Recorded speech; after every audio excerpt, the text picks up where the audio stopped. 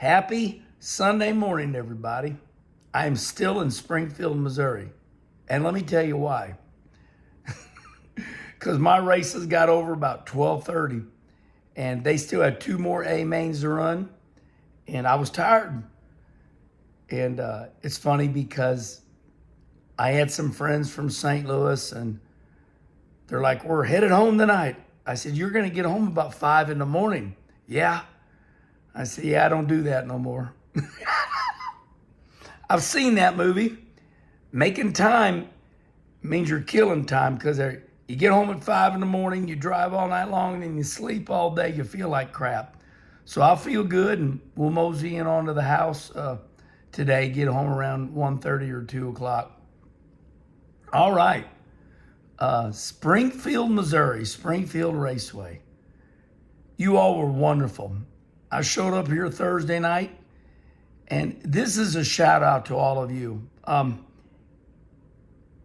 When I say everybody, I mean everybody. I mean every single person. Not every other one. Not every other one. Everybody.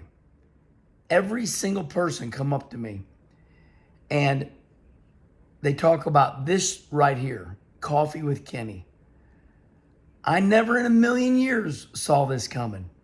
People would say, Herman, are you going to talk about Coffee with Kenny tomorrow? Are you going to talk about Springfield Raceway? I said, yes, I will.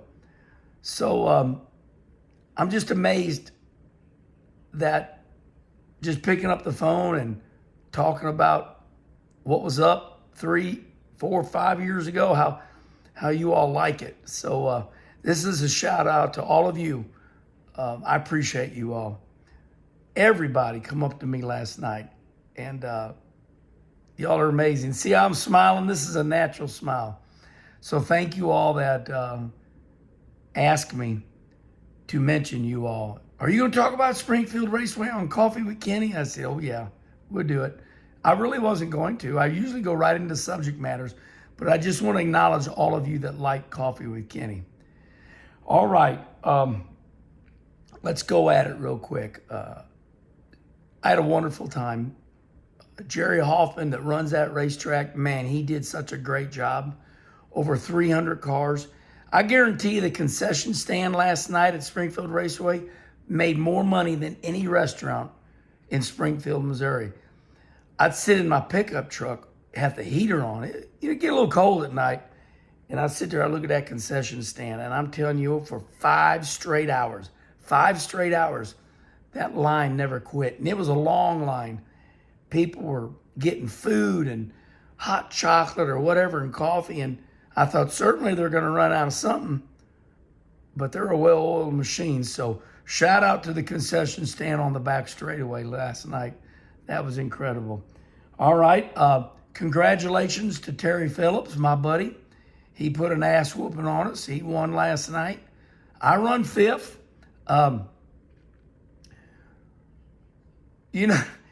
just laughing at myself because I was getting ready to just move on. But sometimes, when I talk about things, it's because of the way I grew up. So I run 5th last night. I can hear my dad right now. Now, Dad's gone, but Dad would start grilling me. He'd start going, why'd you run 5th? What happened? Well, Dad, the racetrack's kind of a round racetrack. And, the whole time I was there, every time I went out, the track was kind of dry. And they reworked the track. And, buddy, that son of a bitch had some speed.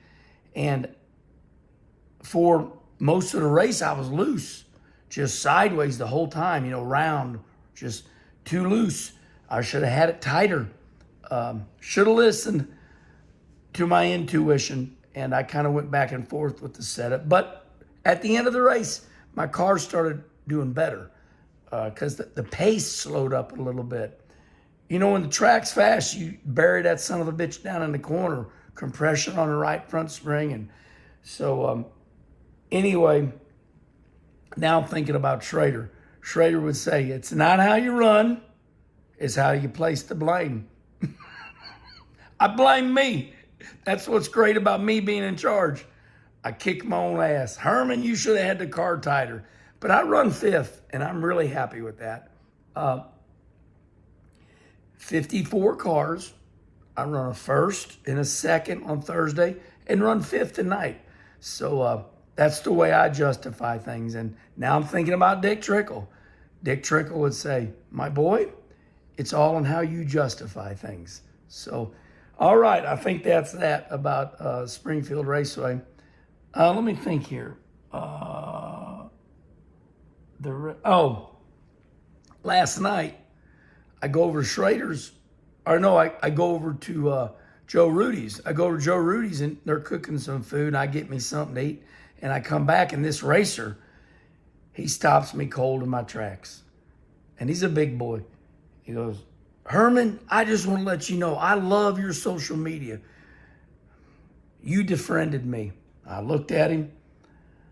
I said, there's only one way I defriended you, my friend. I said, you had to motherfuck me or you were really mean to me. He put his head down. Yeah, I get too jacked up about NASCAR. It was all about NASCAR. I said, well, what'd you do? I said, were you mean to me? He goes, oh, yeah, I'm so sorry. I said, well, I defriend him. He called it defriend, so it must have been Facebook. I said, well, you can't call me names, man. And I said, give me a hug. Kind of put the fire out, make him feel better, and gave him a big hug. So that was very interesting how when he saw me in real and realized I was a real person, and I said, hey, how's it going? I'm smiling.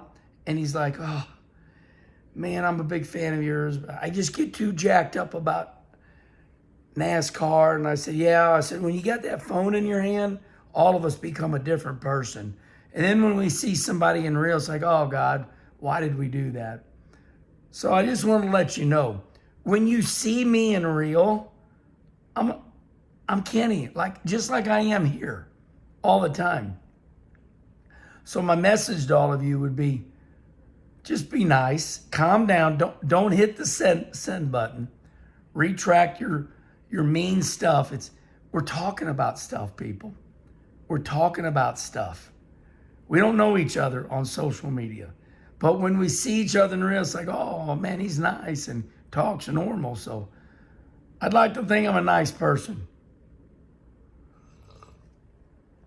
So shout out to that guy that realized he was a dick. And when he saw me in real, he felt so apologetic that he was mean to me over his feelings on NASCAR. Imagine that.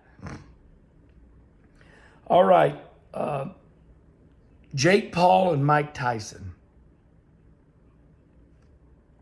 I see so many people out there looking at that the wrong way. Jake Paul is brilliant. This guy, whether you like how he looks, got the blonde hair, got all the jewelry. Some people got it figured out. You know, Jake Paul made $40 million and Mike Tyson made $20 million.